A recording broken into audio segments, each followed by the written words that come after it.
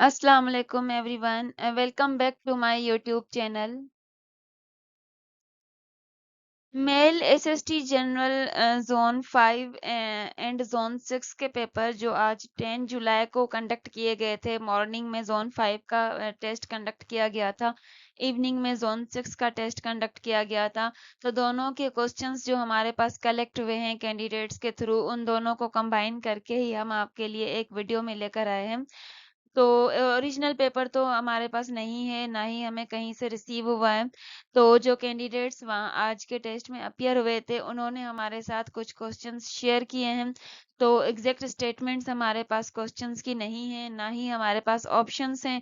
अगर तो आप लोग आज के टेस्ट में अपीयर हुए थे तो आप हमें कमेंट सेक्शन में, अगर तो आपको एक्स्ट्रा कोई भी क्वेश्चन याद है या कोई किसी क्वेश्चन में मिस्टेक है, तो आप हमें कमेंट सेक्शन में बता सकते हैं। बाकी अगर हमें ओरिजिनल पेपर रिसीव होता है तो हम हमारे व्हाट्सएप चैनल पर जो है वो उस पेपर को शेयर कर देंगे।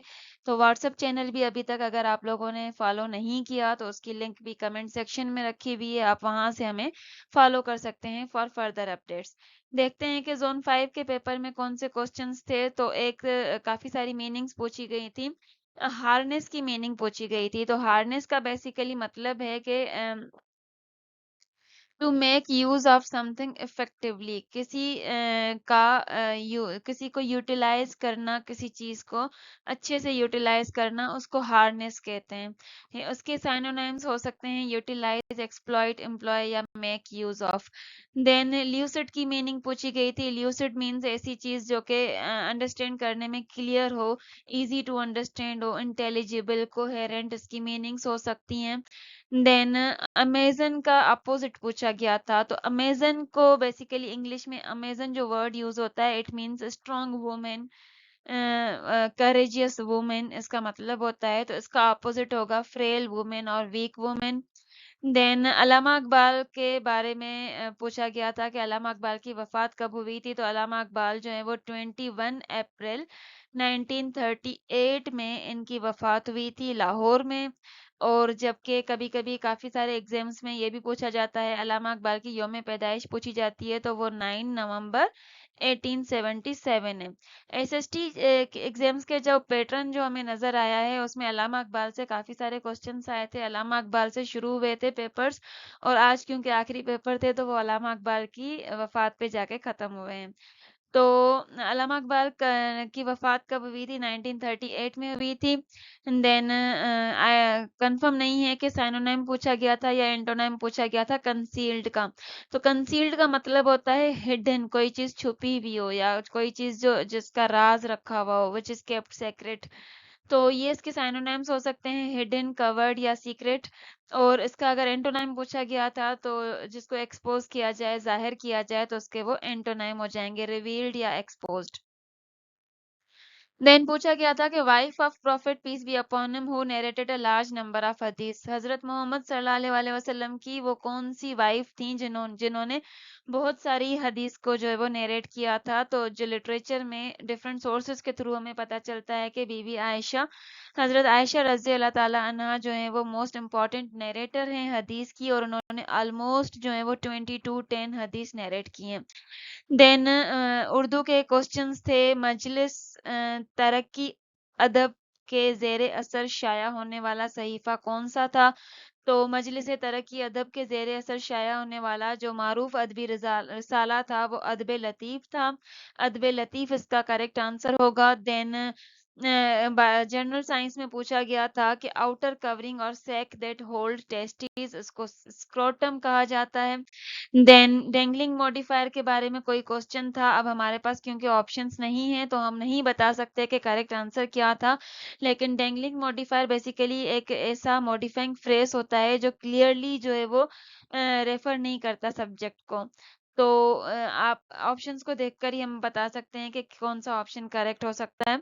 Then which article of constitution declares Islam as a state religion? Pakistan के कॉन्स्टिट्यूशन का जो सेकंड आर्टिकल है उसमें ये कहा गया है कि Islam shall be the state religion of Pakistan. So इसका आंसर था article 2। Then subject subjunctive mood से रिलेटेड कोई क्वेश्चन था। अब क्योंकि इसके भी ऑप्शंस हमारे पास नहीं है तो हम नहीं कह सकते कि इसका एग्जैक्ट आंसर क्या था, लेकिन मोस्टली जैसे इस तरह के जो सेंटेंसेस होते हैं, इफ आई वर यू, तो इसमें सब्जेक्टिव मोड यूज होता है बेसिकली। तो अब हमें नहीं पता कि कौन से ऑप्शन से, तो कुछ भी कहना हमारे लिए वो एक्यूरेट नहीं रहेगा, लेकिन आपको पता होना चाहिए। अगर तो आप लोग एसएसटी की तैयारी कर रहे हो तो आपको इन टॉपिक्स को जो है वो टच ज़रूर कर लेना चाहिए।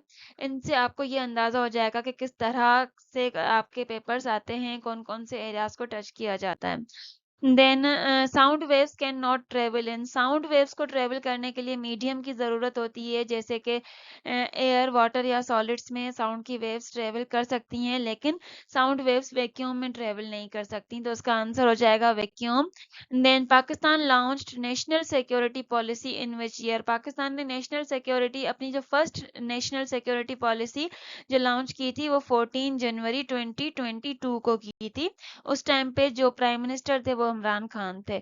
सो 2022 हो जाएगा इसका correct answer. Then NFC was established in, NFC जो है वो national finance commission, national finance commission of Pakistan जो एस्टेब्लिश हुई थी वो 1973 के कॉन्स्टिट्यूशन के तहत जो एस्टेब्लिश हुई थी। तो उसका करेक्ट आंसर हो जाएगा 1973।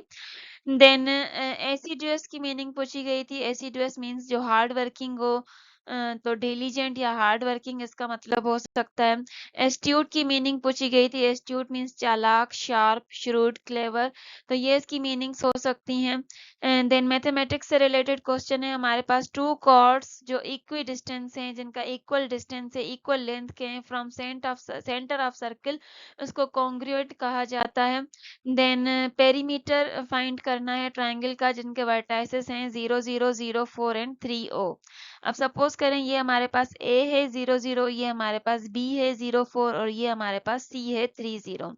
तो सबसे पहले हम क्या करेंगे कि हमारे पास जो ट्राइंगल है उन तीनों की जो है वो हम लेंथ फाइंड आउट करेंगे, जैसे कि AB, then BC and AC, ये तीनों लेंथ हम सबसे पहले फाइंड आउट करेंगे। तो इसके लिए हम जो फार्मूला यूज करेंगे, वैसे ए बी को तो हम देखें डायरेक्ट, तो ए बी का आंसर हो जाएगा 4 और ए सी का आंसर हो जाएगा 3। बी सी को फाइंड आउट करने के लिए हम क्या करेंगे, हम ये हमारा बी है और ये हमारा सी है। 3 में से 0 को माइनस करेंगे और 0 में से 4 को माइनस करेंगे, तो ये हो जाएगा आपका 3 माइनस 0 का स्क्वायर प्लस 0 माइनस 4 का स्क्वायर और इनका हो जाएगा अंडर रूट। तो 3 माइनस 0 3 हो जाएगा, 3 का स्क्वायर आपका हो जाएगा 9, जबकि 0 माइनस 4 हो जाएगा, माइनस 4 का स्क्वायर आ जाएगा 16, इनका अंडर रूट आ जाएगा आपका 25 का under root is equals to 5। तो ए बी आपकी 4 के बराबर हुई, B C is equals to 5, A C is equals to 3। तो अब पेरीमीटर फाइंड आउट करने के लिए इन तीनों को हम आपस में प्लस करेंगे, A B plus B C plus A C. तो ए बी हमारे पास क्या है, ए बी भी और ए सी भी हम इसी सेंटेंस के, इसी फार्मूला के थ्रू फाइंड आउट करेंगे। तो ये हो जाएगा 4 प्लस 5 प्लस 3, आंसर आ जाएगा हमारे पास 12। तो हमारे पास जो पेरीमीटर निकला उसका आंसर आएगा 12। Then next is which is correctly punctuated sentence, काफी सारे ऑप्शंस थे, उनमें से जो करेक्टली पंक्चुएटेड होगा वो होगा लेट्स ईट किड्स। ईट के बाद कॉमा आएगा और लास्ट में एक्सक्लेमेटरी सेंटेंस आएगा जो कि एक्साइटमेंट को शो करता है, एक्सक्लेमेटरी मार्क आएगा। देन अल मुस्तस्फा किसने लिखी है, तो अल मुस्तस्फा जो है वो इमाम गजाली की लिखी हुई है, इमाम अबू हामिद अल गजाली इनका फुल नेम था। देन कांस्टेंट का अपोजिट पूछा गया था। कांस्टेंट मींस जो चीज कांस्टेंट हो, चेंज ना हो रही हो, फिक्स हो, तो वेरिएबल या चेंजिंग इसका अपोजिट हो जाएगा।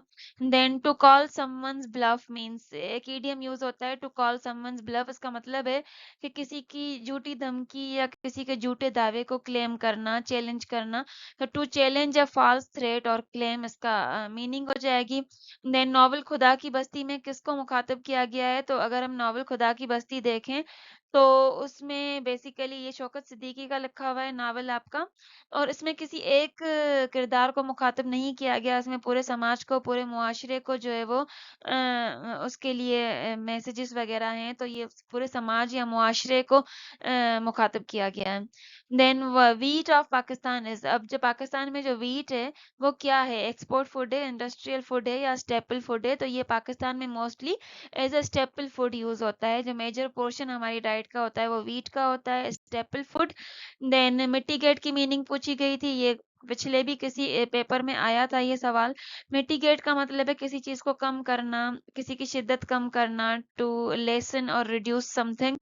देन इनमें से निमाया इंशाया निगार कौन है, इनमें से निमाया जो फेमस इंशाया निगार हैं उर्दू के, वो हैं आपके जो इब्ने इंशा, इब्ने इंशा फेमस इंशाया निगार हैं।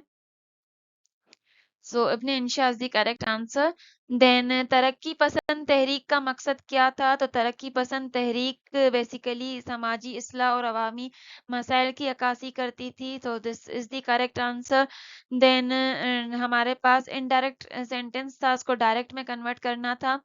ही advised me not to drive fast, तो इसका जो डायरेक्ट हो जाएगा वो हो जाएगा he said to me do not drive fast.